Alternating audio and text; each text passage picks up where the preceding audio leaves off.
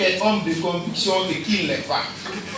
Je voudrais, à travers cette conférence de presse, saluer et féliciter cette presse dynamique qui a travaillé hier dans l'instauration de la démocratie dans notre pays. Nous étions ensemble depuis les années 91, avant même la création des partis politiques, et ensuite jusqu'à l'avènement du professeur Alpha Condé au pouvoir, et elle continue. Mais qu'à cela ne tienne, j'ai lu aussi des articles. Si on me donnait tout l'argent du monde, je n'aurais pas eu le courage de les signer. Parce que quand vous écrivez,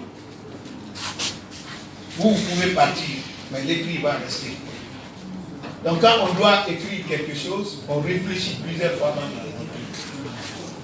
C'est pourquoi je me suis dit quelque part, je diffuse mon discours. C'est un discours, certains parmi vous n'étaient même pas encore nés. Je revois les actes que j'ai posés avant et de voir est-ce que je suis en harmonie, est-ce que je suis constant, est-ce que j'ai une conviction ou pas. Mais malheureusement, ça n'a pas passé. Je voudrais maintenant revenir rapidement au thème de notre conférence. Mais puisque le débat, 90% des débats étaient consacrés à ma personne, je voudrais un peu vous raconter la saga de Adusen Makane Atari. Je suis né le 10-12-1962 dans un petit village. Contrairement à ce que officiellement on vous dit né à Boké, je suis né à Koundinde, à moins d'1 kilomètre de Bel Air. C'est là-bas que je suis né. Ma famille, c'est une famille commerçante. Je n'étais pas appelé même à aller à l'école. C'est pourquoi mon histoire, cette saga que je vais vous raconter, je l'ai construite pierre par pierre. Je n'ai pas bénéficié d'une rente de situation comme certains. Soit on est fils d'un tel, neveu d'un tel, ou tout simplement on a bénéficié d'un décret pour nous faire sortir de l'eau, ou bien vous avez été dans une position où le parti politique vous avait accordé ses voix pour émerger. Non, ça n'a pas été mon cas. En 1991, je m'engage en politique. Après mes études, que je considère brillantes, puisque j'ai commencé mes études en 1971 à Koufin, dans une petite île encore. Aucun véhicule n'est jamais arrivé là-bas. C'est là-bas que j'ai commencé. Raphaël Maguette Bangoura, il est à la RTG. Il peut être mon témoin. J'ai fait 15 ans d'études sur 17. J'ai entendu un journaliste dire, il a fait un test à la radio rurale, il n'était pas admis. Mais vous-même, vous n'avez pas été, excusez-moi de vous dire que vous avez été un peu paresseux. La radio rurale de Boké est là. Simple coup de fil, vous aurez dû savoir si j'étais retenu ou pas. J'ai été le premier de toute la Guinée quand j'ai fait ce test. Je vous apprends. J'ai entendu ce qu'on appelle avec les autres l'échec. Je n'ai jamais connu d'échec dans ma vie scolaire. Jamais. Au contraire, entre 1971 et 1973, j'ai fait de la première année en 4e année. Mes camarades de promotion sont témoins. Mais ce qui m'étonne, c'est souvent quand vous avez écouté quelqu'un pendant 5 ans, est-ce que vous avez besoin qu'un autre vous dise s'il connaît ou s'il ne connaît pas? Vous n'en avez pas besoin. Parce que la meilleure façon de connaître l'homme, son niveau, c'est quand il vous parle. Le diplôme est un simple papier. Dans une classe, vous avez 20 personnes, ils ont le même diplôme. Est-ce qu'ils ont le même niveau? J'ai dit non. Donc je vais vous reprendre rapidement.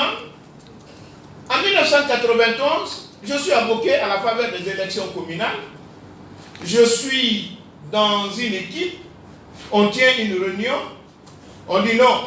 Si M. Barry doit être maire, il n'a qu'à aller se présenter à l'abbaye. Ici, c'est un autochtone qui va être maire. Je me fâche parce que j'ai une conviction qui voudrait dire que tous les Guinéens sont égaux. J'ai une conviction, une éducation, une inspiration religieuse qui m'apprennent qu'aucun homme n'est supérieur à un autre. Si on doit le juger, on le juge à travers simplement les actes qu'il pose et non par rapport à son origine. Je dis donc, celui-là que vous ne voulez pas qu'il soit maire ici, c'est lui que je vais soutenir. À cette époque, Moi, en 91, déjà, j'avais ma voiture. Bali n'en avait pas, le candidat. Parce qu'on aime à dire ici, il est parti pour chercher de l'argent. J'avais ma propre maison. Il était dans une location. Il est vivant encore. Hein. Vous pouvez aller demander à Bokeh. Je l'ai soutenu cette année-là. Il n'a pas été élu maire. Mais comme je suis persévérant et constant, on s'est battu. Il est devenu maire de Bokeh. Jusqu'à présent, c'est lui le maire parce qu'on n'a pas eu de passation de service encore à Bokeh. En 1992, je m'engage à l'UNR. Comme je vous le dis, personne n'a pris ma main pour me présenter à un autre. Au comité de base, hein. Je m'engage, je fais une tournée avec le président Bamamadou. Il découvre mes talents. Il me prend, il me met dans sa voiture. Puisque lui, il aimait s'asseoir devant, c'est moi qui étais à la place du patron. Je parle sous le contrôle des gardes-corps de LIC Nouda et Diallo. Ils me connaissent, nous étions ensemble. Après la tournée, il était question de faire des interventions. Du comité de base, je suis bombardé, membre du comité national des jeunes et porte-parole de la jeunesse. Je passais à la radio dans l'expression directe des partis politiques. J'avais voulu vous faire écouter ce discours. Mais ce que vous appelez la inconstance, ça n'a pas démarré avec Sédou. Je vous apprends en 1995 avec l'UNR, M. Bamamadou très franc. On disait même qu'il est tellement franc qu'il n'a pas sa place en politique. Il dit si c'est les peuples seulement qui votent pour moi, je ne me gênerai pas de faire 100% des députés peuples. J'ai dit mais ça c'est pas ma conviction, c'est à moi. J'ai claqué la porte. Je suis allé être directeur de campagne du député, du candidat du RPG à Bokeh. Mais à cette époque, les gens étaient beaucoup plus réalistes et plus démocratiques que maintenant. Au lieu de m'insulter, m'attaquer, on a mis le nom de mon propre frère Brillet sur la liste de l'UNR. Parce qu'ils ont trouvé que ce que j'avais dit c'est vrai et c'est réaliste. Vous pouvez encore consulter, ces listes-là existent dans l'administration du territoire. Je continue avec Bamamadou. À la faveur de l'événement du CNDD au pouvoir, je participe à la prise du pouvoir. Je passe les 72 heures au camp Al-Faya. Et ça aussi, mes témoins sont les colonels Rémi Lama, ancien ministre de la Santé. Mokambo, malheureusement, il est décédé. Ou bien Célestin, Hilaire et beaucoup d'autres. Et ça, quand les militaires couraient pour fuir du camp Samouri et du camp Al-Faya, je rentrais. J'apportais de l'argent, de la sardine et du pain pour la troupe. La première personne qui est intervenue à la radio, quand Dadis a fait la tournée en faveur du CNDD, c'était moi. C'était dans la radio Soleil. S'il y a un journaliste de la radio Soleil, il n'a qu'à aller revoir son archive. Mais quand il y a eu les événements du 28 septembre, j'ai repris mon bâton pour militer dans la coordination des organisations de défense des droits humains avec Madoussou. Ceux qui étaient là, ils peuvent témoigner. Pourtant, j'ai participé à la prise du pouvoir. J'avais mes amis dans le groupe. En 2010, je n'avais jamais appartenu au RPG. Et d'ailleurs, je n'ai jamais appartenu au RPG. J'étais le président du Rassemblement national des indépendants RNI, qui a signé une alliance électorale avec le RPG avant le premier tour. Le RPG au pouvoir, le président de la République, au début, il m'appelle. J'ai été consulté même pour le choix du président pour certains postes ministériels. Il m'a dit, Makanira, cette fois-ci, vous ne serez pas au gouvernement. Je ne voudrais pas qu'on me dise que je suis en train de faire un parti État. Vous allez aider Alassane Condé à l'administration du territoire, en même temps je vous confie mon parti. C'est ainsi que j'ai eu 2 bureaux. Un bureau à l'administration du territoire où je travaille de lundi au vendredi et un autre bureau au QG du RPG où je travaillais samedi, dimanche. C'est à cette occasion, ma voiture a été volée. J'ai appelé le président de la République Il a interpellé Tchebro qui est venu voir et ils ont recherché la voiture un peu partout. C'est ainsi que la Nissan que vous avez vue, malheureusement j'ai vu beaucoup de gens mentir sur ça, que c'est la voiture qu'on m'a remise. Quand j'étais ministre, on m'a limogé, je n'ai pas rendu la voiture. Mais quand même si on ne connaît pas, on sait que la dotation des ministres quand même en voiture, ce n'est pas des petits véhicules comme ça. Donc, le président me remet la voiture, il dit garde cette voiture jusqu'à ce que je remplace la voiture. Entre-temps, je cherche à créer un nouveau parti politique, puisque j'avais réussi à convaincre le président de la République qu'il va engager des réformes. Et les réformes sont coûteuses, il a besoin d'élargir la base de son parti. C'est ainsi que j'ai initié la création d'un nouveau parti politique. J'ai travaillé avec les autres partis, ceux qui sont là-bas aujourd'hui. La plupart, ils ont refusé au départ. Il a fallu une persévérance et surtout une force de persuasion pour les faire comprendre que c'était nécessaire et utile pour qu'on puisse créer un parti politique à l'image de l'ANC. Et quand on a réussi à le créer, j'ai créé des conditions pour qu'il y ait vraiment une fusion, pas une absorption comme certains le disent. Quand vous avez besoin des informations, vous posez des questions pour avoir la vraie information. J'ai demandé d'abord à ce que chaque parti politique qui voudrait aller en fusion me dépose son procès verbal de dissolution. Tous ces partis ont été dissous d'abord, avant la création d'une nouvelle formation politique. Il a été question de chercher le nom du parti. À l'époque, la plupart de ceux qui ont accepté d'aller en fusion voulaient qu'on trouve un nom complètement nouveau. Mais il y a eu la résistance des anciens du RPG qui ne voulaient pas. J'ai compris. C'était normal. C'était lié à leur vie. Beaucoup avaient perdu même les parents à cause de ça. Perdu toute leur carrière à cause de ça. On ne peut pas effacer ça, surtout quand le parti est au pouvoir. C'est ainsi que j'ai convaincu les uns et les autres pour faire en sorte qu'on puisse avoir un nom composé RPG Arc-en-Ciel. Les anciens du RPG retrouvaient l'identité et l'histoire de leur combat à travers le RPG. Et Arc-en-Ciel, c'était le nouveau qui venait d'arriver. C'est ainsi que nous avons créé le RPG Arc-en-Ciel. Et je rentre au gouvernement. Au gouvernement, il a fallu 15 mois seulement pour qu'il y ait des problèmes. Peut-être que le président de la République, le professeur Alpha Condé, n'était pas bien informé. D'ailleurs, je ne peux pas dire autrement parce qu'on est en train de rétablir le différend. Même si c'était le contraire, j'allais dire qu'il n'est pas bien informé. Il y a eu un problème entre nous à travers le directeur de l'OGP. Chacun de vous a appris ça. Autour de ça, il y avait des innocents qui devaient aller en prison. Je m'étais opposé. On m'a mis en minorité. J'ai pris la décision de démissionner. Mais des fois, j'entends les journalistes dire « Non, vous n'avez pas démissionné ». Moi, je me pose la question, entre vous et moi, qui doit se moquer de l'autre? Vous êtes journaliste ici, vous n'étiez pas informé. Tibou Kamara, qui était à l'extérieur, qui n'était même pas là, était informé de ma démission avant que je ne dépose le papier à la présidente de la République. Puisqu'il est là, vous pouvez, dès la sortie ici, l'appeler. Il m'a appelé, j'étais entre la morgue de Ignace et mon département. Quand il me disait, oui, il paraît que vous allez maintenant déposer votre lettre de démission en tant que ministre. Je dis effectivement, je l'ai donné des raisons. Et si vous avez besoin de cette lettre encore, elle est là, je vais vous faire voir. Je quitte là-bas, je reviens au sein de l'opposition. Je travaille avec LIC Nouvelle et Diallo, mais entre-temps, l'histoire me donne raison.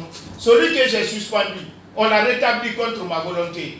Il est démis de ses fonctions et mis à la disposition de la justice. Ceux-là qui devaient aller en prison, j'ai accepté de perdre mes privilèges pour ne pas avoir des innocents partir en prison. Un de ceux-ci même est rétabli et il est nommé ministre de la Pêche. Et qu'est-ce que vous voulez? Je dois être heureux. Mais je viens chez LIC Loup. Vous racontez que j'ai dit c'est mon griot, c'est le griot, mais j'ai demandé pardon à LIC Loup. Mais moi je suis fier de demander pardon quand j'ai tort.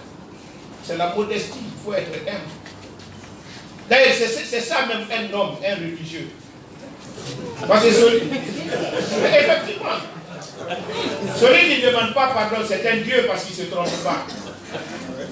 Un humain, il demande pardon parce qu'il se trompe. On demande pardon parce qu'on s'est trompé. Celui qui ne se trompe jamais, c'est un Dieu. Et moi, je ne prétends pas être Dieu. Je ne suis même pas prophète. Je suis venu, j'ai demandé pardon pour des attaques que j'ai vérifiées, j'ai trouvé que ce n'était pas juste. Ce n'est pas une haine, c'est un combat politique. C'est comme deux matchs, deux équipes de football. Quand vous jouez, chacun cherche à marquer. Mais ce que j'ai dit à Selou, peut-être que vous n'avez pas compris. Parce que souvent, en Guinée, quand quelqu'un parle, on entend, mais est-ce qu'on écoute? Et si on écoute, est-ce qu'on comprend? Quand j'ai dit devant Selou, vous qui avez soutenu le président, vous l'avez soutenu pour des objectifs précis. Si ce que vous avez dit, il ne fait pas ça, si vous le suivez, vous n'avez pas de parole. Vous pensez que ça Alpha Condé seulement? Mais ça, c'est nous aussi. Ça à moi, c'est à toi, c'est à tout le monde. Maintenant, je vois les gens, ils publient ça. Mais ça me donne raison. Parce que ce que nous avons dit, j'ai trouvé que ce n'était pas ça. C'était pas ça.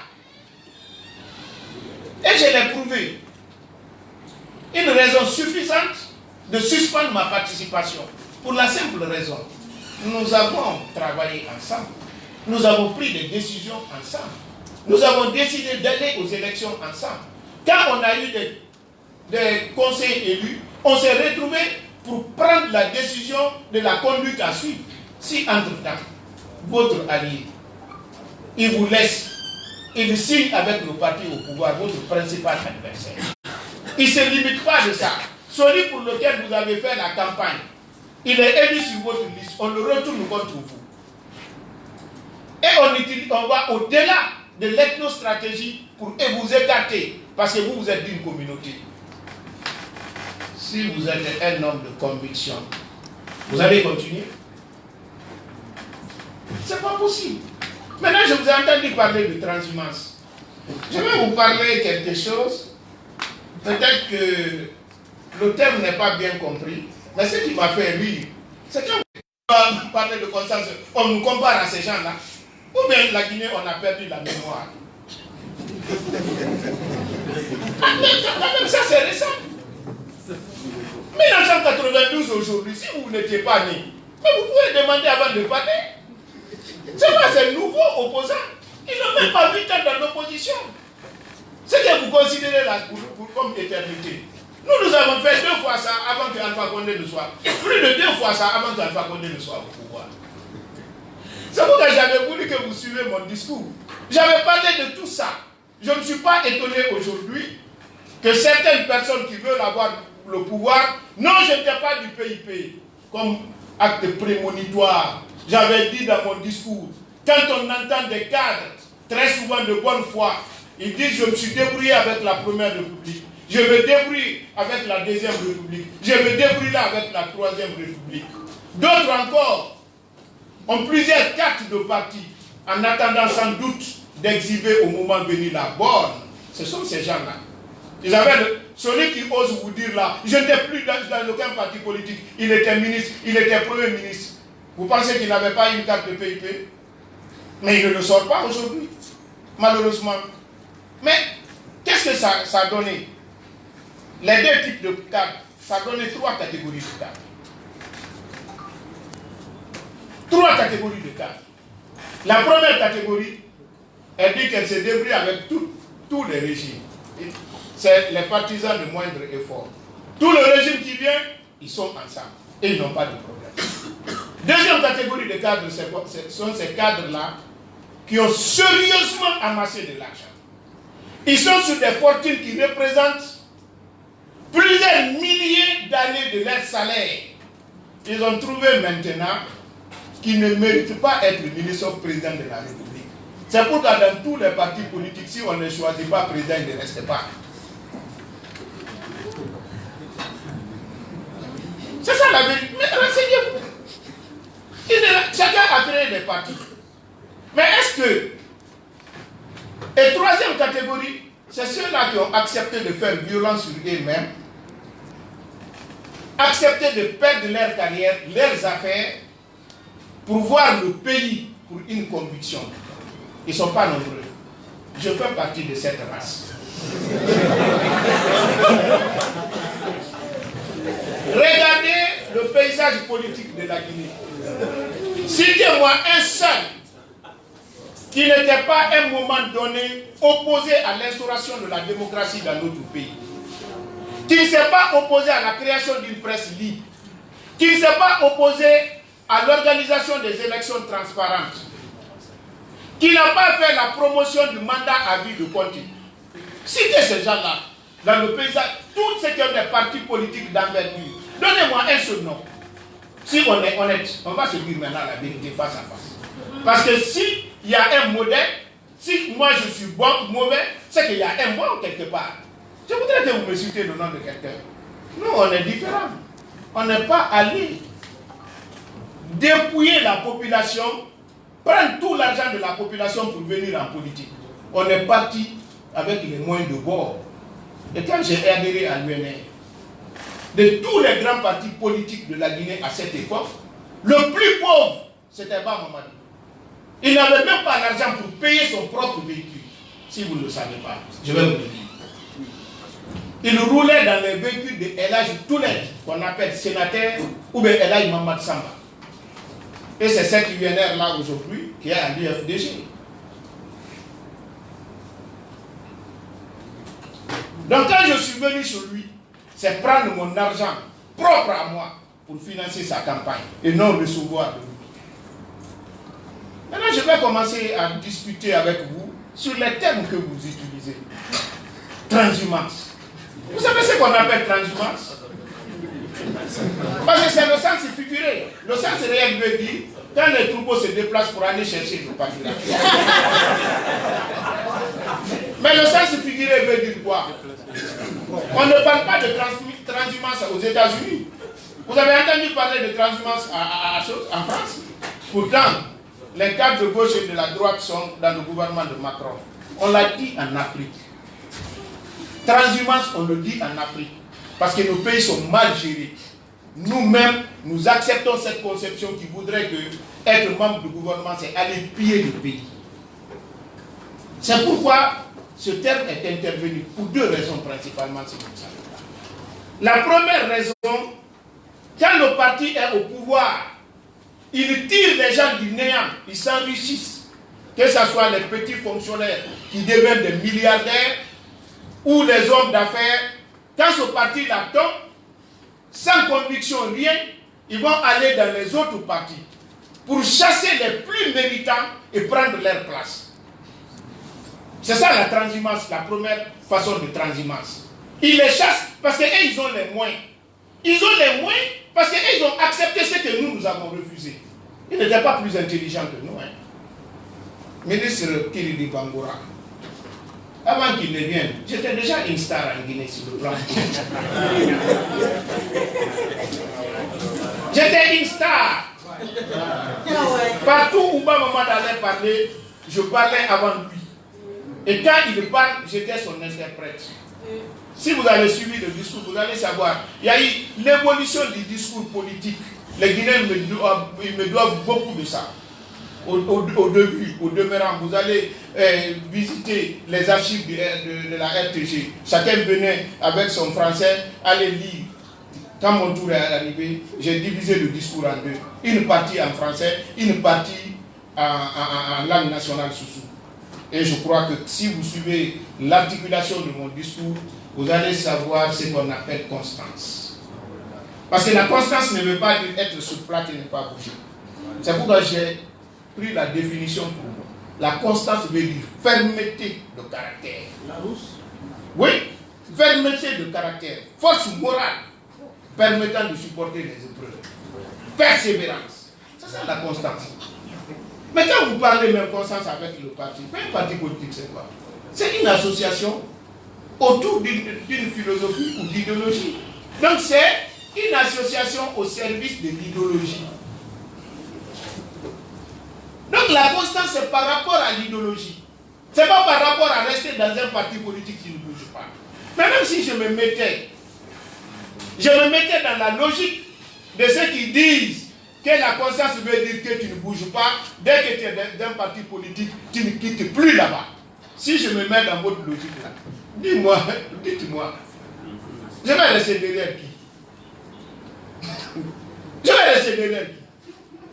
Parce que si je prends l'UFDG, bon, moi j'étais d'abord UNR, après UPR, de UPR après UFDG, c'est le PIP, UPR, UFDG et qui d'autre? Dites-moi le nom d'une personne. Mais quand même, quand vous devez parler, renseignez-vous si vous ne connaissez pas. Donc, ça c'est important. Ce qu'on appelle transhumance, c'est lorsque vous engagez un combat politique pour les élections. Deuxième volet. Un parti politique est élu. Ceux qui devaient être contre-pouvoir à ce parti vont à la soupe avec le parti qui est au pouvoir. Ça, c'est une autre façon de transhumance. Mais si vous vous dites que transhumance dans les deux sens, alors là, c'est grave. Donc, en ce moment, pourquoi on a cherché à avoir le multipartisme intégral? On aurait tout simplement décidé de maintenir le PDG-RDA avec la révolution. Parce qu'au moins, la révolution, il n'y a pas d'hypocrisie. C'est un engagement de non-retour. Quand vous vous engagez, vous ne pouvez plus quitter. Mais nous, quand on nous a proposé deux partis, on a refusé. On dit multipartisme intégral. Multipartisme intégral veut tout simplement dire vous avez la liberté de choix. Si vous êtes d'accord, vous restez. Si vous n'êtes pas d'accord, vous allez là où vous voulez.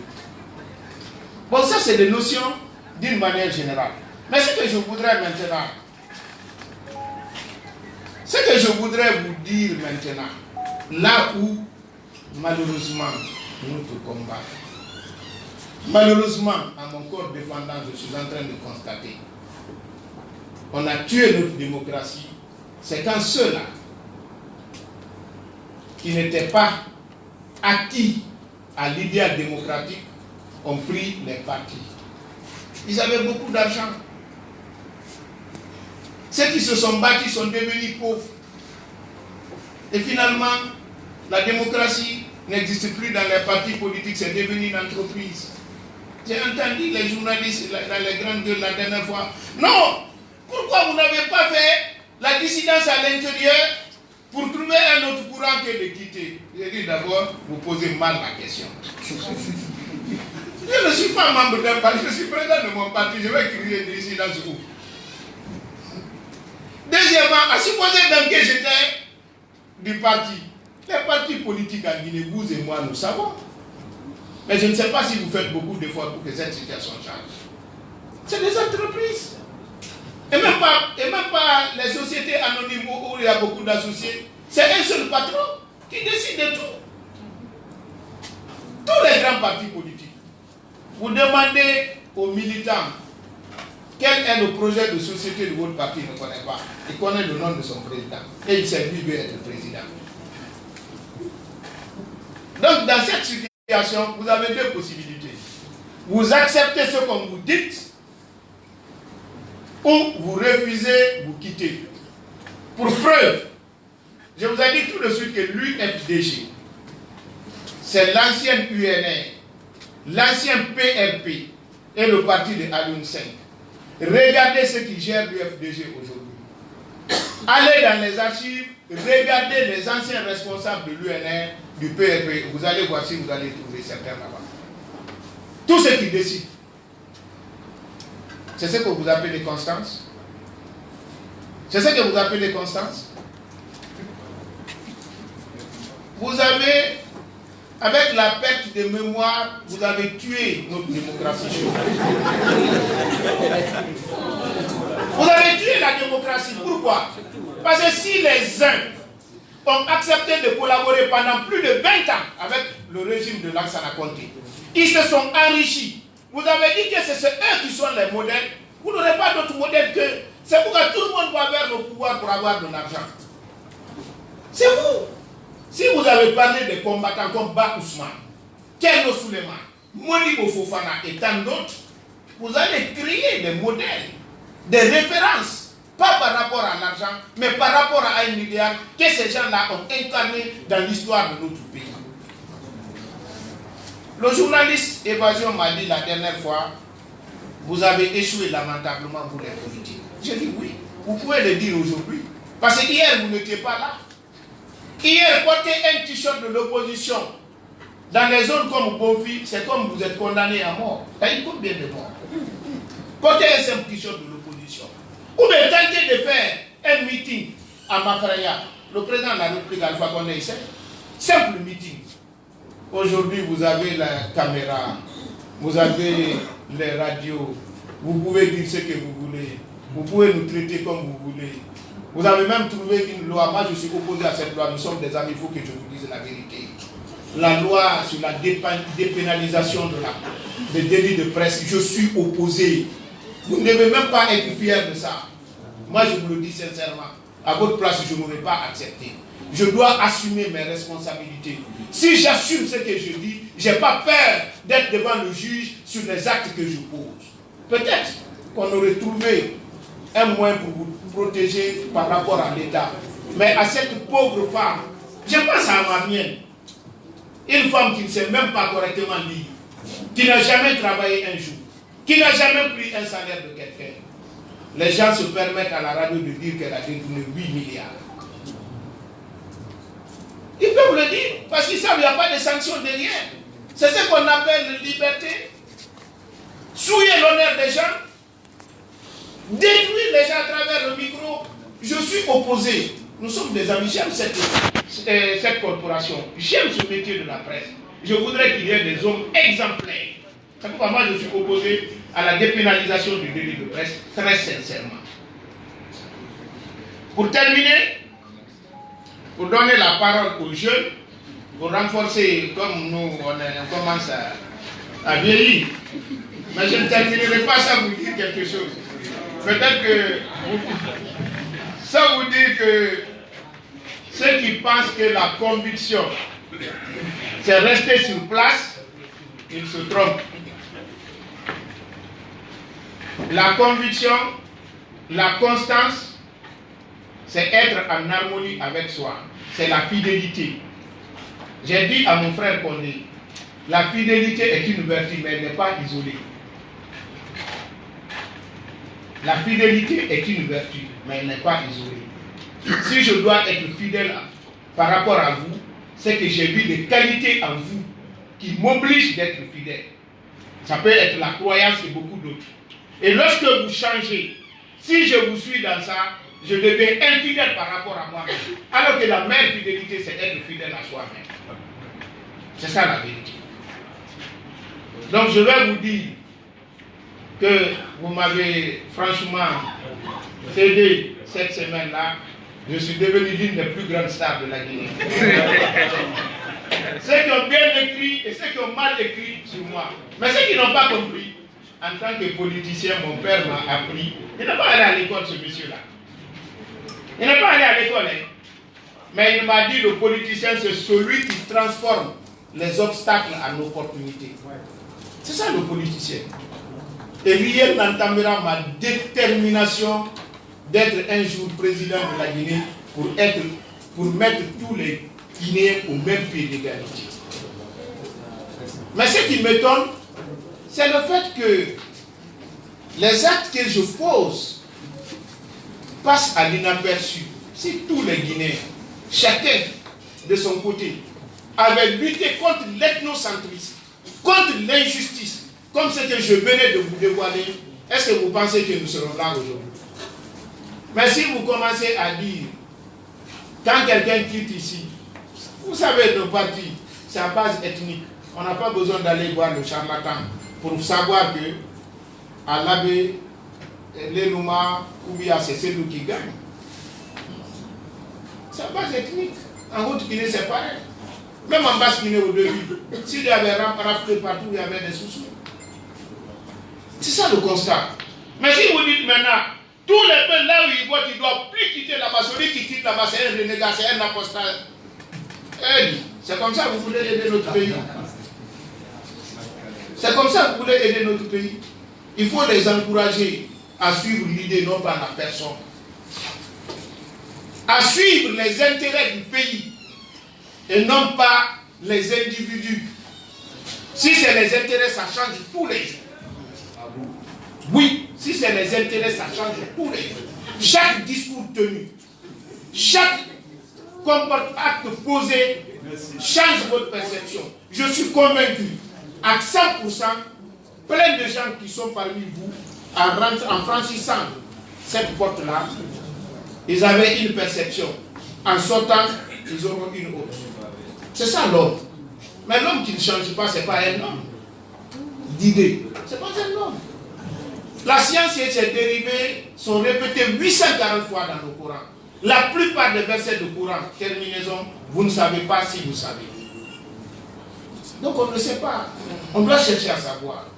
Ce qui est évident, c'est éviter l'évidence même. Il ne faudrait pas que nous soyons des répétiteurs. J'ai remarqué dans les émissions interactives, dès qu'on entend quelque chose sur les grandes gueules, par exemple, l'accord viole la loi.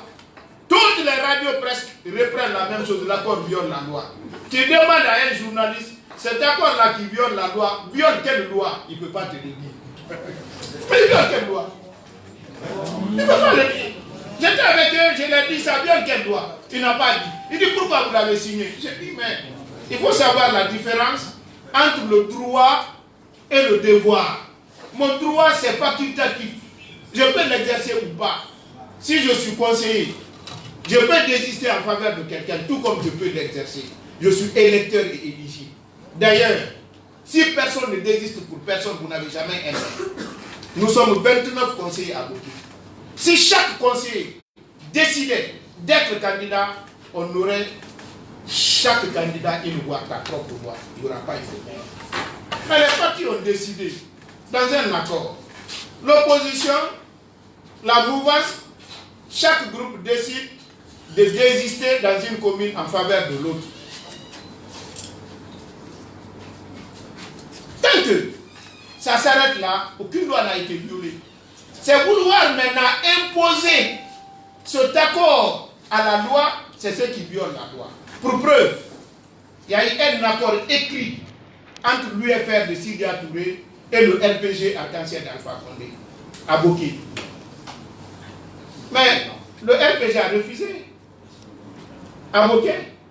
Il y a eu un accord qui n'était même pas paraphé, signé, entre l'UFDG et l'UFR. C'est cet accord-là qui a permis de lire les conseils là-bas.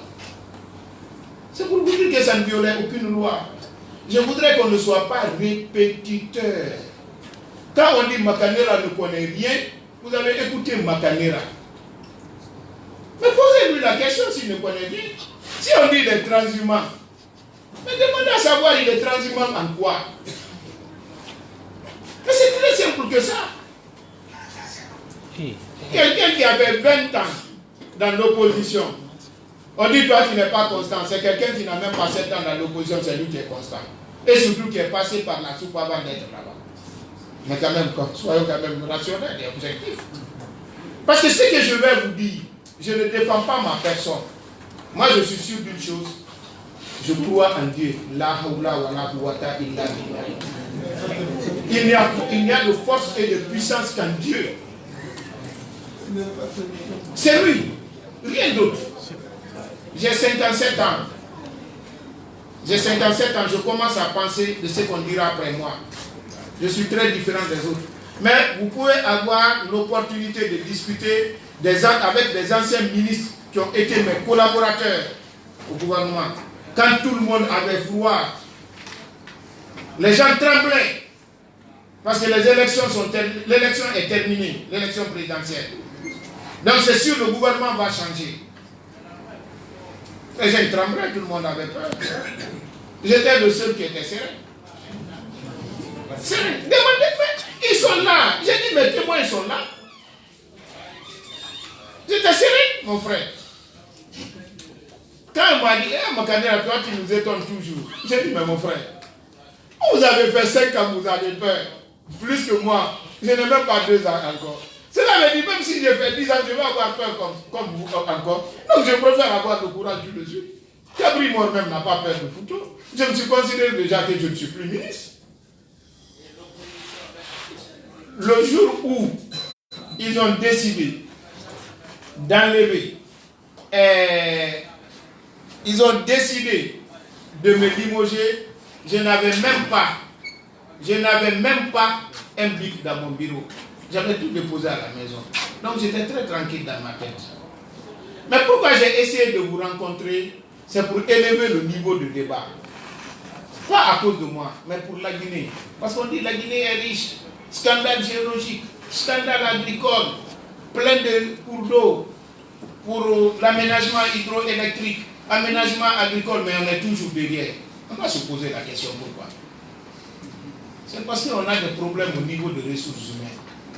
On a des sérieux problèmes. Qui n'a pas entendu les gens dire non, la Guinée, on parle trop de politique, on ne parle que de politique. C'est que les gens n'ont aucune perception de ce qu'on appelle politique. Tout ce qui est affaire publique est politique. Tout ce qui est politique est public. Donc il n'y a pas un domaine de la vie de l'homme où ce n'est pas politique. Là, le budget que vous voyez là, c'est la politique chiffrée du gouvernement. Mais si on ne parle pas de ça, on va parler de quoi? Mais si on refuse de réfléchir, on refuse de trouver des modèles, on est toujours premier à reprendre ce que l'autre a dit. Mais finalement, le pays ne bougera pas. La meilleure façon pour nous de faire avancer les choses, c'est de faire en sorte de voir les obstacles qui freinent le développement de notre pays. L'unité nationale, le progrès. Ces obstacles, nous cherchons ensemble et nous cherchons de les lever. Mais s'il faut reprendre, ce n'est pas la peine. Je vous dis, ça m'inquiète. Vous savez, dès qu'il y a un court-circuit, de Conakry jusqu'à Yomou, on répète à la fois, on dit la masse. Personne ne s'est intéressé, c'est pour la masse. Parce que quelqu'un a dit, tout le monde répète. N'acceptons pas ça. Donc c'est ce que je voulais vous dire. Je suis à votre disposition pour toutes les questions que je vous pose. Je dis toutes les questions. Il n'y a pas de questions tabou. Vous pouvez poser toutes les questions.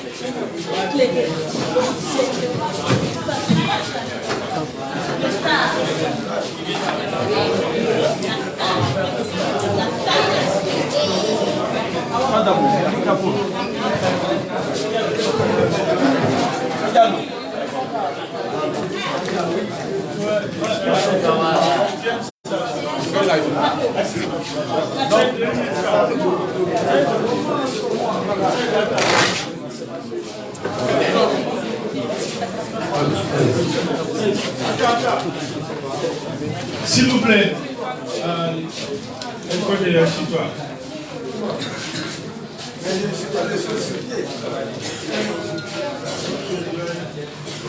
S'il vous plaît, on va continuer. Monsieur Kaké, oui. Je ne sais pas comment on va procéder. Est-ce qu'on va prendre une question que vous allez dégager au fur et à mesure ou vous allez répondre du tac au tac? Bon, il y en a une. Parce que maintenant qu'il y a le temps, je suis libre. Première question, je réponds. Après deuxième question, je réponds. D'accord. Alors, on va procéder ainsi. C'est bon. On va... Keletigi, Saïdou, Idrissa. Attendez, Idrissa, Cissé. La première vague, s'il vous plaît. Comme ça, on reprend de nouveau.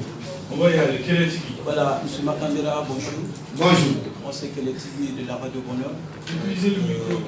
Ma première question est de savoir, de façon résumée, l'objectif de cette rencontre. Et ma deuxième question, votre position et votre vision. Merci. C'est ouvert le micro.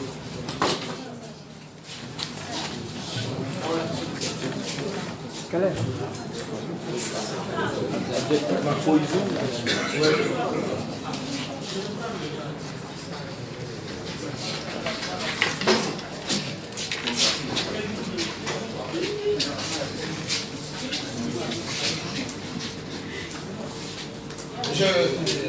Je peux maintenant, non? Donc, la première question me paraît très intéressante. J'ai cherché à vous rencontrer pour qu'on échange sur des éléments clés de la démocratie.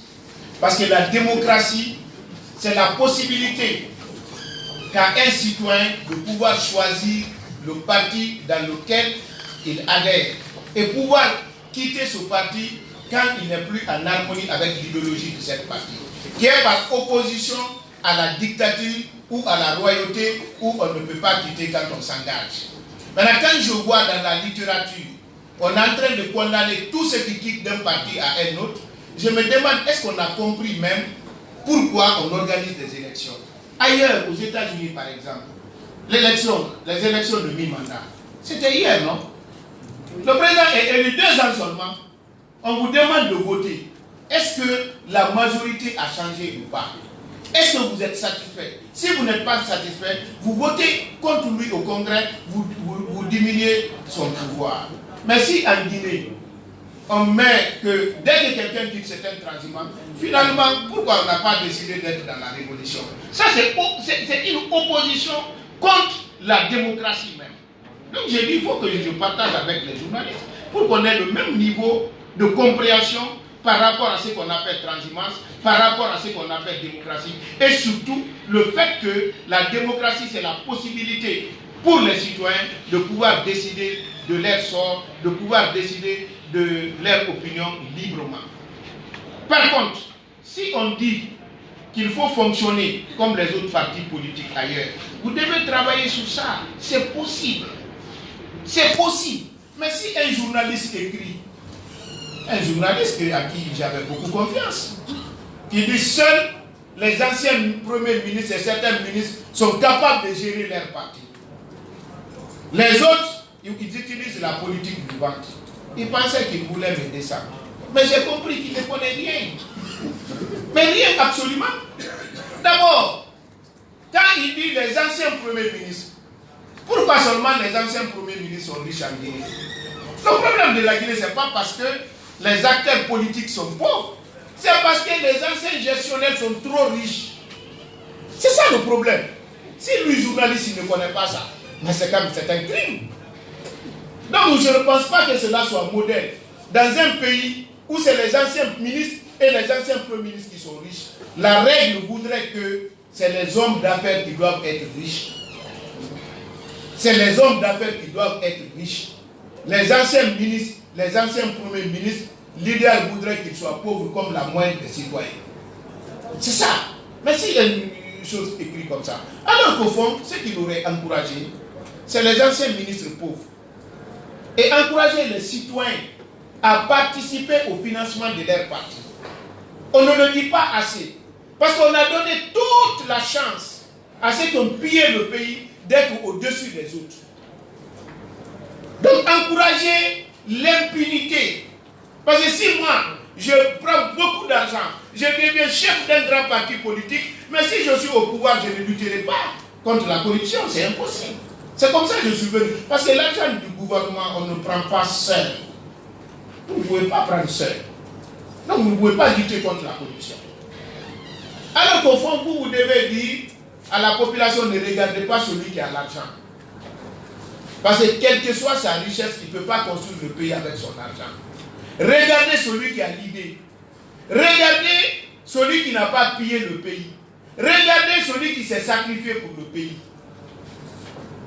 Allez vers lui. Adhérez au parti qu'il anime. Le parti, ce n'est pas pour lui, c'est pour vous. Pour que vous ayez votre mot à dire dans ce parti, c'est votre cotisation. Quand vous prenez les partis comme l'UFDG, le RPG et même l'UFR, si tous les sympathisants et militants donnaient seulement 10 000 par an, ces partis pouvaient avoir un patrimoine. Et dès que le parti a un patrimoine propre à lui, il peut avoir une démocratie à l'intérieur. Mais tant que c'est une seule personne qui finance le parti, si tu n'es pas d'accord avec le financier, mon frère, tu vas ailleurs. Parce que le prophète même a dit, paix et salut sur lui, la main d'en haut est toujours supérieure à la main d'en bas. Celle qui donne est supérieure que celle qui reçoit. Donc voilà, c'est ce que j'avais voulu vous choisir. Ma vision pour la Guinée.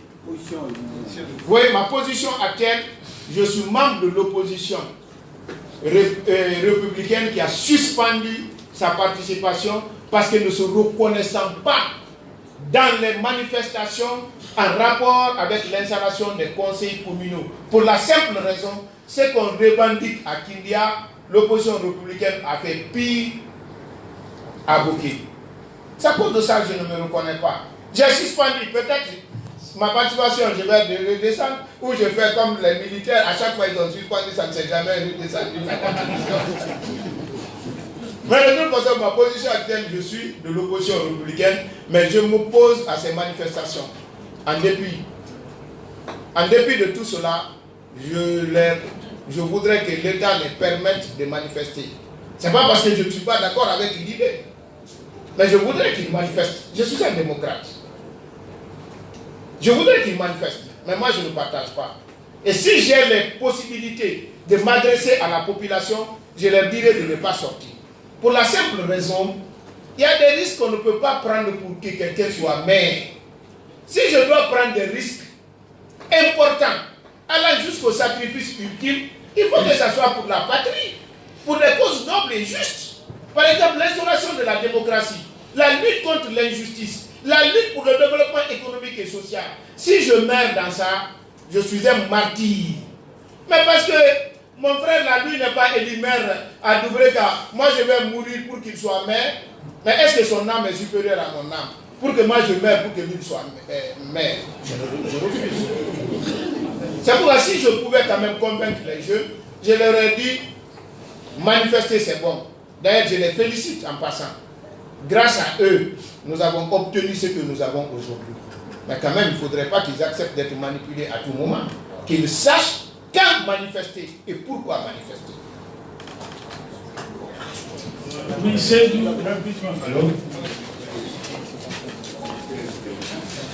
vas-y. Tu veux quoi? Allez, vas-y. Voilà, moi c'est Jacques Diallo. Reste Africa TV. Oui. Trois questions pour vous. Oui. La première, vous avez parlé de Baba Mamadou. Oui. Déjà mort. Oui. Vous avez dit qu'il était le plus pauvre du opposant. Non, je dis ceux qui ont des partis d'envergure. Donc, il était pauvre quand même, vous n'avez pas dit. Non, ne déformez pas. Il y avait des gens plus pauvres que lui. Mais ceux qui avaient le parti d'envergure, c'est-à-dire les grands partis d'alors, c'est-à-dire le RPG, le PRP et l'UNR. Je vais bien préciser. Monsieur Kaké, Monsieur Lucien, il peut me dire de poser sa question. Comme ça, si elle n'est pas conforme, vous aurez votre temps pour. D'accord. Vas-y, Ouais, j'avais dit que Baba n'avait même pas le prix de sa voiture. Oui. Il prenait la voiture de quelqu'un pour faire ses campagnes. Donc c'est ça, c'est ce qui résume sa pauvreté. Pourquoi parler de Baba Mamadou pendant qu'il est mort? Vous n'avez pas osé de dire ça à son vivant. Ça c'est ma première question. La deuxième question, voir maintenant la fin de la navette entre la mouvance et l'opposition, certains disent que vraiment vous vivez de l'aumône. Est-ce que maintenant il a une activité génératrice de revenus? Ça c'est ma deuxième question.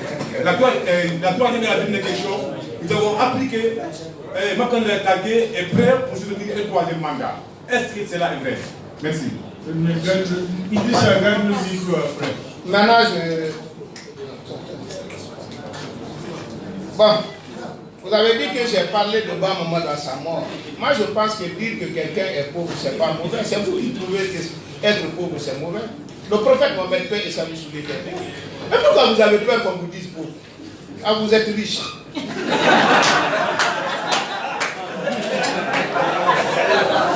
je suis pauvre. J'en suis fier. Non, on a un problème. S'il vous plaît. On est contre la corruption et le détournement. On est contre des fonctionnaires qui sont pauvres. Mais qu'est-ce qu'on veut, mon frère? Mais quand même élever le niveau de débat. Moi, je suis fier d'être pauvre en tant qu'ancien ministre. Parce que le problème de la Guinée, ce n'est pas les ministres pauvres, c'est les ministres qui sont trop riches. Donc vous n'êtes même pas dans le débat, malheureusement. Sinon, j'ai trop expliqué ça. Je suis pauvre, mon frère, très pauvre. Je préfère prendre l'aumône que de voler. Parce que l'aumône, quand même, je ne vole pas. Mais ce qui est bizarre en Guinée, j'étais milliardaire avant d'être avec Alpha Condé. Je vous apprends ça. Milliardaire avant d'être avec Alpha Condé. Milliardaire. J'étais commerçant import en 1989. Je convoyais l'avion ici, 10 tonnes de fruits, en 89 déjà, pour déposer au Maroc et prendre les marchandises ramenées ici. S'il n'y a pas des archives, mais il y a des gens avec lesquels je travaille, Madame Samdine, l'épouse de Alpha Ousmane Diallo, ancienne ministre, directrice nationale de la dette publique. Elle est là, elle est vivante encore. Je ne sais pas si la femme de Foulé Komoya est décédée ou pas, mais les Mayens, les Sekouba Konaté, ils étudiaient au Maroc à cette époque. Ne pensez pas que tout le monde est paresseux, hein, que tout le monde est passé à la soupe pour détourner l'argent pour exister. J'ai fait le commerce, mon frère. C'est vrai que mon histoire, c'est pourquoi j'ai dit saga. C'est atypique, hein. Je suis parti du manœuvre au ministre.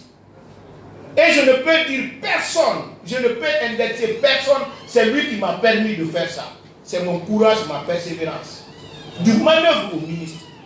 J'ai commencé à travailler les années 87 en tant que manœuvre à l'école là, Ratoma Konomodou, le chantier d'Afrikoff, avec pour pioche, ce que vous appelez Picasso là, et pelle. C'est là-bas que j'ai commencé le travail. Mais il m'a fallu au moins de 2 ans pour que je commence à faire le commerce. Pendant la guerre civile de Libéria, j'étais là. J'ai pris le courage d'aller faire le commerce. Le bateau Stella Maris qui a coulé, il a coulé avec ma marchandise. Le bateau de Alama, géré à l'époque par mon cousin Pablo, c'est lui qui transportait nos marchandises. Mais allez à Madina ici, après la conférence, demandez quels sont ceux qui transportaient la cigarette de Bokeh, Conakry, les vendeurs de cigarettes. Demandez qui est Makanera, ils vont vous dire. Parce que malheureusement, je suis tombé dans la fraude. Je ne vous cache pas. Je suis parti au Maroc. J'ai amené des marchandises. À l'époque, il y avait un chef de bureau qui a dit ce jour-là, je voudrais voir les commerçants eux-mêmes. Parce qu'à cette époque, chacun avait une douanière qui faisait le surprix pour vous. À la fin, vous nous donnez un peu d'argent. Les paires de chaussures qu'on vendait à l'époque, 25 000 francs, c'était les paires les plus chères. On dédouanait ça à 500 francs. Ce jour-là, je suis rentré, moi je ne connaissais pas. Là où les autres ont payé 500 francs guinéens, moi j'ai payé 1500. Donc je ne pouvais pas m'en sortir parce que je ne pouvais pas avoir 1500 d'intérêt à l'époque sur une paire de chaussures. Dès que j'ai vendu mes chaussures, je suis allé payer une voiture 504 berlines pour transporter la cigarette de Bokeh Conakry. Les berlines là que vous voyez, petites voitures là, on mettait 25 cartons dedans. Entre-temps, j'ai trouvé un petit minibus et comme ça j'ai transporté avoir de l'argent. Donc ne pensez pas que je suis comme les petits fonctionnaires qui ont détourné de l'argent. Je vais vous dire quelque chose. À partir de maintenant, à la sortie, posez cette question à tous ces leaders-là que vous pensez sont riches. Dites-les de vous retracer comment ils ont eu leur argent. Comme vous m'avez posé, vous serez dessus. Parce que moi je peux vous dire, j'ai fait le commerce du bois. Vous allez voir Diao tout de suite. À Bonfi, là où on voit le bois, il va vous dire, Makanera transportait des remorques de bois ici. Il va vous le dire. Vous allez au magasin Gambi, là où il y avait Caro. Il va vous dire, il déposait ici plus de 6 000 bidons d'huile rouge. Alpha n'était pas encore au pouvoir. N'écoutez pas les gens qui racontent des histoires. J'ai entendu même quelqu'un dire, il n'est jamais monté dans l'avion avant Alpha Condé. Mais il ne connaît pas. Quand j'étais sur les bancs avec le patron de celui-là, Papa Koli, on aimait chahuter. Je prenais le riz de ma maman chauffé là le matin à Bokeh. Je venais prendre mon avion à l'aéroport et venir suivre mes cours ici. Le matin, l'avion c'était 700 ou 800 francs à l'époque. Donc monter dans l'avion avec les enfants de la Révolution, ce n'est pas un luxe. Même les étudiants qui n'avaient pas de tuteur à Conakry, en quittant les pourraient bien dans l'avion. Quand on vous dit ça, vous prenez ça comme c'est la fin du monde. C'est parce que vous ne vivez pas en ce moment-là ici. Bon, vous avez parlé de navette. Mais je ne sais pas ce que vous appelez navette. Mais vous êtes pour la démocratie, je pense. Vous êtes pour l'alternance.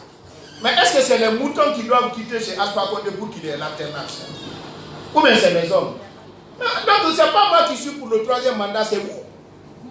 C'est vous qui êtes pour le 3e mandat. Si personne ne doit quitter chez lui, il est élu à plus de 57%.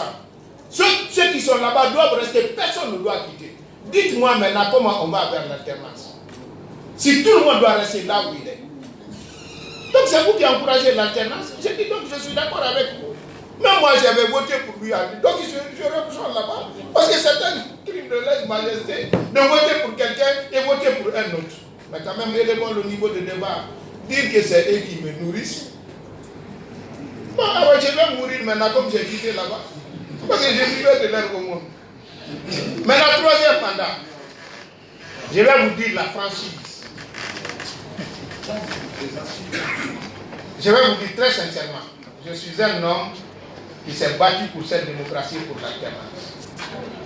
Mais je ne voterai jamais pour un parti où à la tête c'est un Dieu ou bien une religion.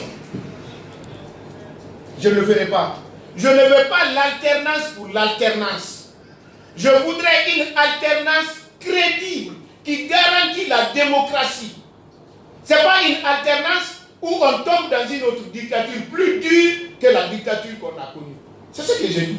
Si l'opposition prouve qu'elle est capable de représenter une alternative crédible, il n'y a pas de problème. Mais si je n'ai même pas une alliance avec un parti politique, personne n'a voté pour moi dans ce parti politique. Au contraire, moi j'ai fait voter les gens pour ce parti parce qu'au moins, dans mon quartier, le maire de Ratoma a reconnu qu'il a gagné là où il n'avait pas l'habitude de gagner. Et moi, on ne vote pas pour moi, je suspends ma participation là-bas, je deviens comme un renégat, un capre, un mécréant. Vous pensez que c'est ça la démocratie? C'est cette alternance qu'on veut? Non, je veux deux hommes libres. L'ancien opprimé soit rétabli dans la plénitude de ses droits et l'ancien oppresseur qui abandonne sa besogne et on fait deux hommes libres. Je ne veux pas remplacer l'oppression par l'oppression. Il faudrait que je sois convaincu que le parti qui viendra sera capable de nous donner la démocratie qui nous manque avec ce régime. D'ailleurs, je l'ai dit et répété, entre l'ancienne dictature et nouvelle dictature, je préfère l'ancienne dictature parce que je me suis accommodé avec l'ancienne. La nouvelle dictature, c'est un saut dans l'inconnu. S'il vous plaît, dans le même cadre, M. Kaké, je vous suggérerais que vous soyez un peu plus bref dans la réponse parce que le temps presse et que la demande encore. Non, si le temps finit, ceux qui n'ont pas posé la question, on peut se retrouver après. Non, non, c'est par rapport pour qu'il y ait un peu plus le maximum de questions possibles. Attendez. Non. Oui, Idrissa après Alpha. Oui, bonjour. Bonjour. S'il vous plaît, s'il vous plaît. C'est Idrissa de l'Espace TV. En fait, moi, je voudrais savoir, aujourd'hui, à vous entendre, vous êtes très remonté comme les acteurs politiques dominants, et comme la presse notamment. Selon Alouzé et Magalé, c'est quoi la politique en Guinée? Et quelle est la vision que vous avez pour la Guinée? Bien. D'abord, je voudrais vous dire, mon cher ami, la presse, c'est grâce à la presse que j'existe. Parce que je n'ai pas de milliards. Donc je ne peux pas remonter contre vous, c'est ma manière de parler. Pour la petite histoire, mon père est tombé malade quand j'étais très jeune. Donc il était un peu dur d'oreille, il n'entendait pas. On parlait fort à la maison pour le faire comprendre. Donc quand vous voyez comment je parle fort, vous pensez que je suis remonté. Non, mais c'est que je ne suis pas d'accord sur certains aspects de vos écrits. Cela ne veut pas dire que je suis opposé à vous. J'appartiens à la famille la plus démocratique, ou bien l'une des plus démocratiques de notre pays. Des fois, même mes propres enfants, on n'a pas la même position. Le vieux nous a appris le débat et l'acceptation que si j'ai raison, l'autre aussi peut avoir sa raison. Que personne parmi vous ne détient la vérité absolue. Elle est très relative et elle varie en fonction des contextes. Donc je regrette qu'on pense que le monde est statique. Donc ma vision pour la Guinée, je le répète, aujourd'hui je suis au sein de cette opposition. Je voudrais qu'on ait une démocratie, qu'on ait un chef humain, faillible, qui se trompe. Un chef que quelqu'un peut dire, vous vous êtes trompé, monsieur le chef. Et que le chef soit capable de comprendre qu'il s'est trompé. Ça, c'est la première des choses. Deuxièmement, qu'on ait des partis politiques qui ne sont pas financés seulement par une personne. On peut le faire. On n'est pas si pauvre. Si chacun acceptait de payer même 10 000 francs par an, on va avoir un parti. Il y a des valeurs que vous ne voyez pas aujourd'hui. Il y a des talents, il y a des hommes de qualité. Il y a des intellectuels qui peuvent et qui sont capables de s'exprimer, qui veulent s'engager en politique. Mais n'ont pas les moyens, ils ne sont pas audibles. Alors que si le parti a un patrimoine, la seule chose qui compte, c'est votre talent. Mais aujourd'hui, le parti n'a pas de patrimoine. Donc ce qui compte, c'est ceux qui peuvent apporter de l'argent au parti. Donc même s'ils n'ont pas de talent, même si la source de cet argent-là, elle est douteuse, elle est même criminelle, C'est eux qui décident. Et même si le parti est au pouvoir, vous n'aurez pas la démocratie. Je voudrais alors que la presse participe à l'éducation de la population. La presse participe à encourager les citoyens, quand ils ne sont pas d'accord, de quitter dans le parti où ils ne sont pas d'accord et d'aller dans des partis où ils sont d'accord. Il faut qu'ils comprennent qu'un parti politique n'est pas une religion. Un chef de parti politique n'est pas un dieu. On peut le contester. Si on n'est pas d'accord, on peut le laisser pour aller là où on est d'accord. Si on le fait, on résout deux problèmes. Au moins. Deuxièmement, le clivage là, entre telle communauté, c'est fini. La manière dont j'ai fait, pas Mamadou, Alpha Condé, après c'est tout. Si tous les Guinéens avaient fait le même départ, est-ce qu'on va dire le Malais est contre le peu est contre le Malais? Non, on ne dira pas. C'est un bel exemple. Deuxièmement, est-ce que la manière dont, quand je ne suis pas d'accord avec le président, je lui dis je ne suis pas d'accord, je le laisse. Quand je ne suis pas d'accord avec Ségou, je dis monsieur le président Ségou, je ne suis pas d'accord avec vous, je le laisse. Si tout le monde faisait ça au chef, vous pensez qu'on aurait pu avoir la dictature? Non. Mais les gens préfèrent les petits décrets, les marchés publics. Celui qui est avec Ségou dit ah, Ségou sera président 2020, si je ne fais pas maintenant, mon combat là c'est fini, je ne serai pas, je n'aurai pas de contrat, je ne serai pas ministre, je ne serai pas directeur.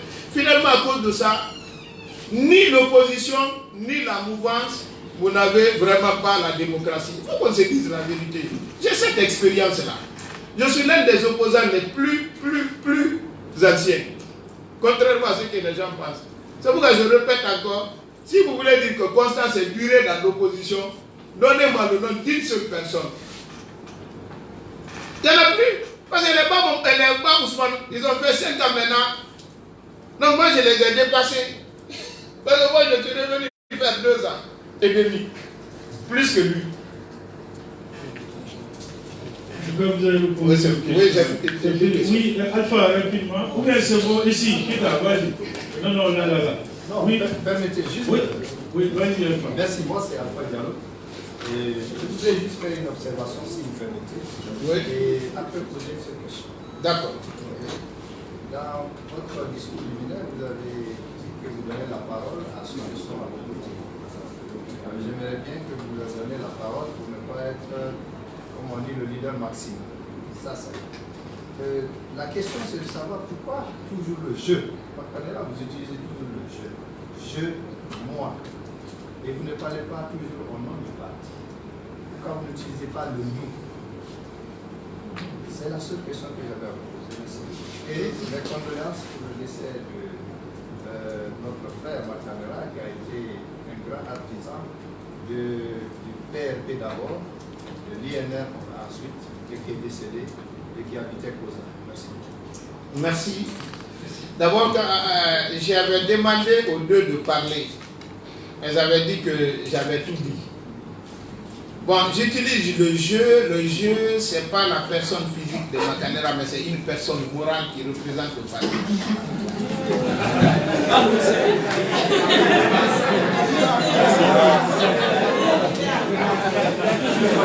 S'il vous plaît. S'il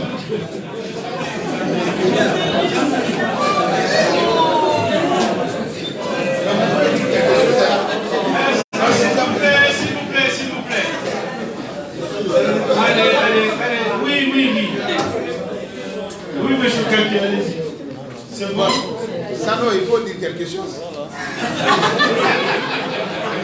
Mais c'est vrai. Vous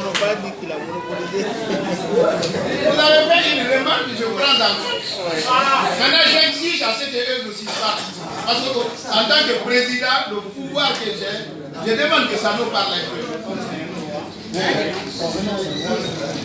Bon, pour ne pas violer la loi, il renonce à leur droit. Donc on peut continuer. S'il vous plaît, il y a quelqu'un de qui a fait la question. Non, j'ai répondu. Je pense que j'ai répondu. Oui, vas-y. Moi, je suis la médecin, je travaille pour Média Guinée. Alors, M. Makanera, aujourd'hui, beaucoup de personnes pensent que Makanera était, entre guillemets, un espion du RPG et qu'il est venu à l'opposition pour déstabiliser afin de préparer un grand projet. Quelles sont vos réactions par rapport à cela? La deuxième question, s'il vous plaît. Et vous avez dit que vous êtes membre de l'opposition, mais vous n'êtes pas d'accord pour les manifestations. On a suivi le cas de Bouta Diallo et Abod Kassila qui étaient de l'opposition, mais qui n'étaient pas d'accord pour la manifestation. Mais finalement, ils ont eu une promotion. Est-ce qu'aujourd'hui, si le président faisait une promotion pour vous allez accepter? Merci. Je vais commencer à répondre pour la deuxième question. Elle me paraît très importante. Vous savez, souvent, quand les gens suspendent leur participation à l'opposition républicaine pour qu'elle ne revienne pas, parce que ta case qui était à laisser là-bas, on brûle, tu ne peux plus te retourner là-bas. Je vous ai donné deux exemples tout de suite. Quand je me suis opposé à la position de Ba Mamadou, pour me répondre, ils ont mis mon grand frère sur la liste. Quand j'ai suspendu ici, vous savez, même ma vie privée a été sur la place publique. Mais est-ce que on crée des conditions pour que vous reveniez? C'est ça le problème. Moi, je sais ce que, même si là, bon, il y a des choses qu'on ne peut pas dire ici. Quand vous avez des collaborations avec les gens, il y a l'obligation de réserve. Mais il faudrait bien que l'opposition républicaine aussi permette aux gens, quand ils prennent des distances, pour qu'ils puissent revenir. Maintenant, est-ce que espion? Non, avec le président d'abord. Si il m'appelle pour le décret, attendons d'abord qu'il m'appelle. Comme il ne m'a pas appelé. Oui, moi je ne vais pas utiliser le si. Je vais attendre d'abord. Quand il va m'appeler, je vais le dire. Comme il ne m'a pas appelé d'abord, je le dirai bien.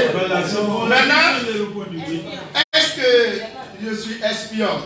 Mais moi je pense que c'est une opposition républicaine. Si c'est une opposition républicaine, est-ce qu'elle a quelque chose à cacher? Parce qu'on espionne quelqu'un, c'est voir est-ce qu'il y a des choses qu'il cache, des choses qui ne sont pas très catholiques, qui ne sont pas en rêve, tout ça. Mais moi je pense que cette opposition est clean. On n'a même pas besoin de l'espionner. Elle est républicaine. Ça c'est la première réponse. La deuxième, je crois que cela ne me ressemble pas. Je suis quelqu'un qui assume. Quand je ne suis pas d'accord, je dis que je ne suis pas d'accord. Je crois, si vous rencontrez Ella Selou en privé, le temps de notre collaboration, il va vous dire que j'ai été loyal. Quand vous regardez Alpha Condé en privé, il va vous le dire, il l'a dit devant témoin. Le roi de Kaloum, comment il s'appelle? Le fils de Elai Alfoni. Et le troisième, j'ai oublié son nom. On était 4 autour de lui. Alpha Condé. Il a dit en Guinée maintenant, je n'ai confiance en rien, sauf ce que je vois et ce que Makanera me dit, parce qu'il ne m'a jamais menti. Mes témoins sont là, vous pouvez leur demander. Moi, ce qui me gêne, ce n'est pas d'être pauvre. Mon histoire, peut-être que vous ne connaissez pas. Mon grand-père a été le premier Africain à monter dans un véhicule. Le premier Africain à monter. Je veux dire à monter dans un véhicule.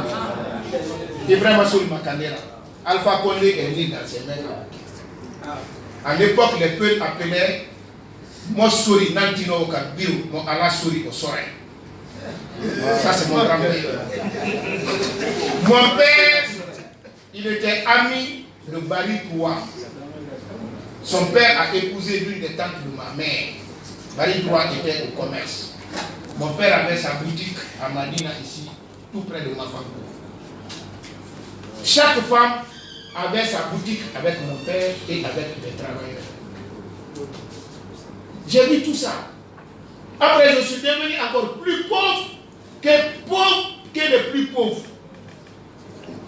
Quand j'ai commencé le combat, d'abord les études, en dehors de Bokeh, à chaque fois je rentre dans une classe, quand j'ai décrit mon nom, les gens disaient si je suis uruguayen, Bissagé, même Baïdi me disait uruguayen Makanera. Personne ne connaissait ce qu'est Makanera, le nom Makanera. À partir de rien. Aujourd'hui, même si vous allez aux États-Unis, vous dites Makanera, on connaît Makanera. Mais qu'est-ce que je cherche maintenant? C'est le nom qu'on cherche. Moi, je suis heureux, moi. Mon grand-père a été interprète. Il n'a pas pu faire ça. Mon père a eu beaucoup d'argent. Il n'a pas pu faire connaître ma famille. Mais qu'est-ce que je vais chercher? La star. Une promotion. Mais je vais vous dire quelque chose. Ce qui me fait rire en Guinée, c'est quand on dit ah, le homme politique là, lui, il ne se bat seulement pour être ministre ou être nommé. Mais un homme politique, S'il ne se voit pas pour être ministre, pour être président, pour être directeur, c'est pour être prêtre ou imam. Mais c'est pas pour ça. D'ailleurs, je vais vous dire quelque chose. Il y a un pasteur qui a dit, le poison n'est pas dans la chose, c'est dans la dose. Le poison n'est pas dans la chose, c'est dans la dose. Vouloir être ministre, même vous, qui va lever la main, si Alpha Condé veut faire le ministre des Finances, il va refuser. Il n'y en a pas un. Qui? Vous ne voulez pas être ministre? Hein? Non, dis-le ça. Le ministre n'est pas technicien. Alors, donc, s'il vous plaît, peut-être 5 minutes nous séparent de la conférence. Il y a de la demande encore. On ne peut prendre que 2 ou 3 maximum. Maintenant, non. Il y avait Fofana, Fofon, Tanou et Balamon. Une question, s'il vous plaît. Une minute. Monsieur Amousseni Makanera-Kakis, aujourd'hui, on vous demandait de décrire des hommes politiques guinéens, y compris vous, et pourriez-vous? Ça, c'est ma première question. La seconde question, vous avez rencontré le chef de l'État la semaine dernière. Qu'est-ce qu'il vous a proposé? La troisième question, vous dites que dans les années 90, vous avez été une star. En quoi vous étiez une star? Voilà. Exceptionnellement, monsieur Kalé. Oui, je vais être très bref, mais je n'ai pas pris tout. Ah, okay. Décrire les hommes politiques, je voudrais que vous les décrivez. Parce que vous allez même moi, je ne peux pas être rationnel quand je dois parler de vous. Je vous donne. Moi, vous savez qu'est-ce que j'ai fait? J'ai donné le profil des différents hommes politiques en fonction des différentes étapes. Parce que j'ai vu que vous n'êtes pas parti à la source pour voir comment ça a démarré la démocratie et quels sont les acteurs. C'est des éléments d'appréciation que je vous ai donnés. Je vous ai donné le nom de certaines personnes. Douane Fanmali Condé, Ba Ousmane, Pierre Ousmane, et même certains gardes-corps de El Hadj Diallo. Vous allez les demander.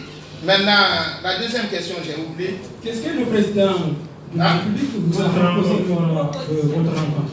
Non, bon, le président de la République, franchement, il m'a parlé de développement et de paix. Il dit qu'il a un projet ambitieux pour la Guinée.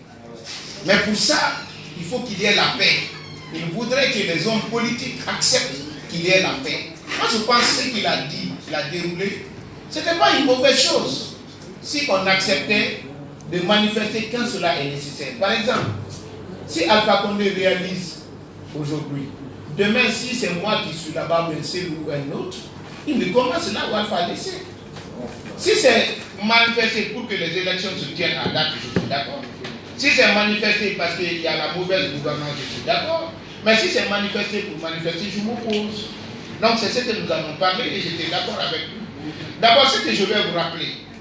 Le président, je ne suis pas dans les secrets de Dieu, mais il ne m'a pas appelé au hasard. Parce que les gens disent que j'étais top haute.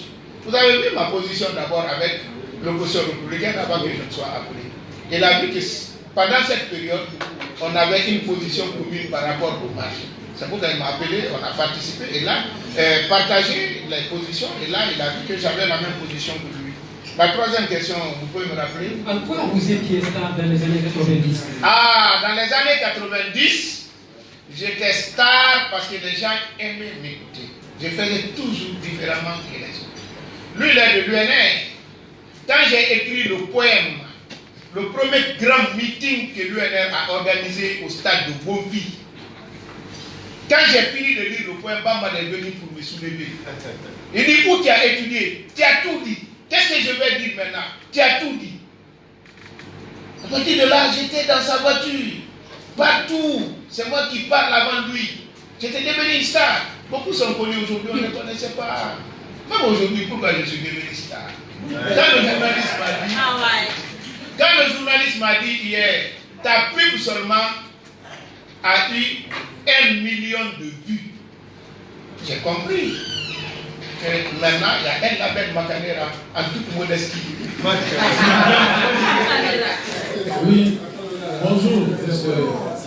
Soyez vraiment bref parce que on risque de l'arrêter avec 3 minutes. Voilà, M. Makanera, franchement c'est divertissant ce que vous faites. Et là c'est joli. Et puis, question. La question que j'ai envie de poser, vous réclamez votre expertise, mais c'est grâce à nous les journalistes, les jeunes qui vous ont donné la parole. Vous n'êtes pas venus pour un règlement de compte dans l'ironie vis-à-vis de la presse en convoquant cette conférence de presse. La question que j'ai envie de vous poser.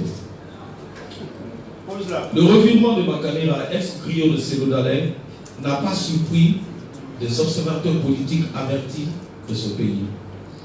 Parce qu'il était nécessaire pour Pas de commentaire sur la question.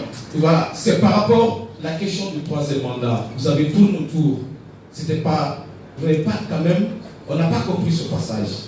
Deuxième question, c'est par rapport à cette crise qui secoue le système éducatif guinéen.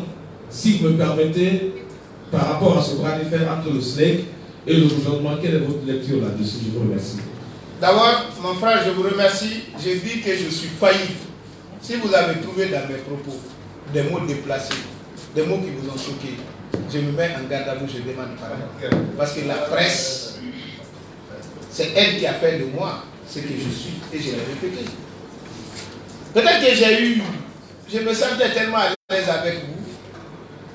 Je me trouve en famille, donc peut-être il y a eu des débordements, mais je ne voulais pas vous faire du tort. Hein. S'il y a quelqu'un qui veut soutenir la presse, c'est moi.